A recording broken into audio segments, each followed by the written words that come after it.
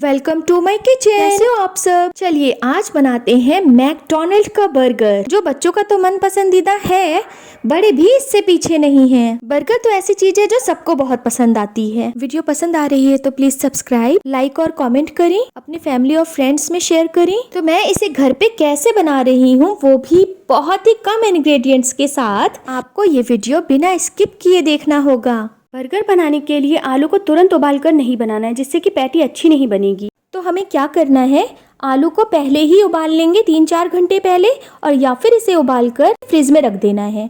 तो इसके बाद जब हम पैटी बनाएंगे तो बहुत अच्छी बनेगी हमारी पैटी। उसके लिए मैंने ये सारी तैयारियां की हुई हैं। ब्रेड क्रम्स बना लिया है, टमाटर इस तरह से काट लिया है, प्याज काट लिया है, और उबले आलू मैंने 5 लिए हैं।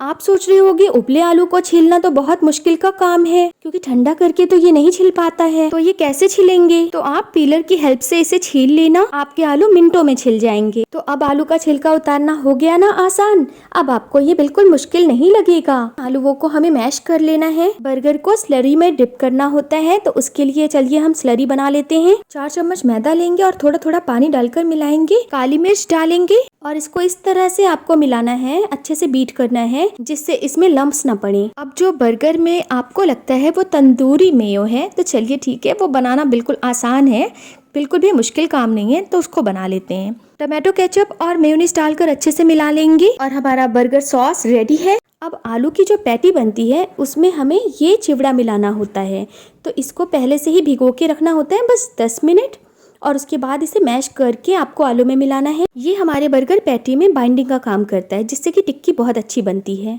2 चम्मच गरम तेल में लहसुन, अदरक और हरी मिर्च डालकर थोड़ा सा इसे भूनेंगे। उसके बाद आप इसमें फ्रोजन मटर और या फिर ताज़ी मटर डाल सकते हैं। मटर डालने के बाद इसे अच्छे से हमें भूनना है और मैश करना है, और नमक डाल देंगे जिससे कि मटर जल्दी से पक जाए, और इसे ढक कर के पकाएंगे थोड़ी देर के लिए, और मैशर से अच्छे से मैश कर देंगे इसे। आँच को हमें लो टू मीडियम रखना है, जिससे कि मटर जले ना। मैश किए हुए आलू मिला दूंगी। आलू डालकर हमें अच्छे से मिलाना है। अगर आपने 5 आलू लिए हैं तो पोहे की क्वांटिटी हमें कैसे रखनी है, बस 2 बड़े चम्मच ले लेना है आपको पोहा मिलाकर लाल मिर्च, हल्दी, धनिया पाउडर, जीरा पाउडर, नमक डालकर मिलाएंगे। ब्रेड क्रम्स डालेंगे और अच्छे से मिक्स करेंगे। थोड़ी देर इसे अच्छे से भूनेंगे, कुछ देर इसे पकाएंगे, और बस हमारा आलू रेडी है ऑलमोस्ट। इसमें हम धनिया डाल देंगे, अच्छे से मिलाएंगे, और लाल मिर्च अगर आपको लगता है कि थोड़ा सा और चाहिए तो ठीक है, आप डाल सकते हो। अब जैसा कि मैं कहती हूँ ना कि अच्छे से भूनो, जितना अच्छे से पकाओ उतना ही टेस्ट आता है, तो बस हमें वही करना है। तो आलू को हमें अच्छे से भून लेना है जिससे कि स्वाद बढ़े, और बस हमारा पैटी के लिए आलू तैयार हो गया है अब। और अब पैटी बनाना है। पैटी बनाने के लिए हमें बहुत ही आराम से इसको इस तरह से गोल गोल करके दोनों हाथों से पैटी बना लेनी है। जिस तरह से ये मैं कर रही हूँ, इस तरह से आप देखते हुए इस तरह से बनाइए, आपकी भी पैटी आराम से बन जाएंगे, बहुत ही ईजिली, बहुत अच्छे से। इसको आपको जितना, आपका बर्गर जितना बड़ा है, आपकी पैटी उतनी ही बड़ी होनी चाहिए, तभी जब वो दिखती है ना बर्गर से तो बहुत अच्छा लगता है देखने में। और ये बनने के बाद इस तरह से आप इसमें डिप करेंगे, ब्रेड क्रम्स से इसकी कोटिंग कर देंगे, और अगर आप 2 बार ऐसा करो तो ये बहुत ज़्यादा कुरकुरी बनती है, इसकी टिक्की देखने में भी और अच्छी लगती है। तो अगर आप भी चाहते हो कि आपकी पैटी भी ज़्यादा क्रिस्पी वाली बने, तो आप 2 बार ब्रेड क्रम्स लगाओ, 2 बार डिप करना पड़ेगा आपको, और 2 बार ब्रेड क्रम्स लगाना पड़ेगा। और हमारी पैटी बनकर रेडी हो गई है। और जिस तरह से मैंने ये 2 बार डिप किया है, 2 बार ब्रेड क्रम्स लगाया है, आप इस तरह से चाहो तो कर सकते हो, आप 1 बार भी इसको कर सकते हो। इसको जब हम तेल में फ्राई करेंगे तो तेल को ज़्यादा गर्म नहीं रखना है, तब हमें गैस का फ्लेम लो रखना है। बाद में हम गैस का फ्लेम मीडियम टू हाई कर देंगे। अगर हम पहले ही गैस का फ्लेम हाई करेंगे तो ये ब्रेड जल जाएगी, क्योंकि ब्रेड क्रम्स जो है जल्दी से जल जाएगा। तो आपको इसे ज़्यादा गर्म तेल में नहीं डालना है और इसे डीप फ्राई करना है। हमारी पैटी देखिए, देखने में कितनी अच्छी लग रही है।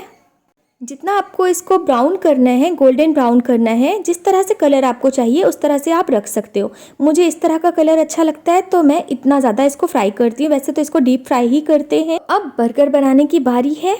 बर्गर को हम बटर में सेक लेंगे, अच्छे से टोस्ट करेंगे, और बर्गर को हमें इस तरह से तवे पर हल्का सा सेक लेना है। अच्छे से टोस्ट करेंगे ना इसे, तो क्या होगा कि इसका टेस्ट बढ़ जाएगा। तो बर्गर खाने में और भी ज़्यादा अच्छा लगेगा। तो अब मैं इसमें मेयोनीज़ लगा रही हूँ और मेयोनीज़ हम इसमें बहुत अच्छे से लगा देंगे। इसका टेस्ट इसमें बहुत अच्छा लगता है। और बस बर्गर सॉस अब हम लगाएंगे। खूब अच्छे से इसको लगाना है भर भर कर, तभी ये देखने में भी बहुत अच्छा लगता है और खाने में भी बहुत अच्छा लगता है।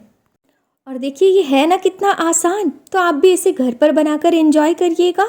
और ये बर्गर पैटी अब मैं रख रही हूँ, इसके ऊपर टमाटर रख दूँगी, फिर ये प्याज के स्लाइसेस हम इसको रख देंगे इस पर।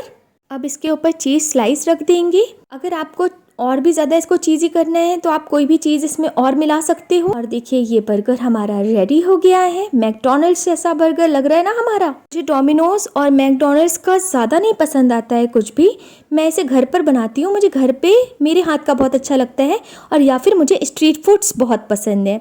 तो आप बताइए कि आपको क्या पसंद है। अच्छा ये बर्गर कैसा लग रहा है आपको, कैसा दिख रहा है आपको, कैसा बना है बर्गर हमारा, प्लीज़ कमेंट करिएगा।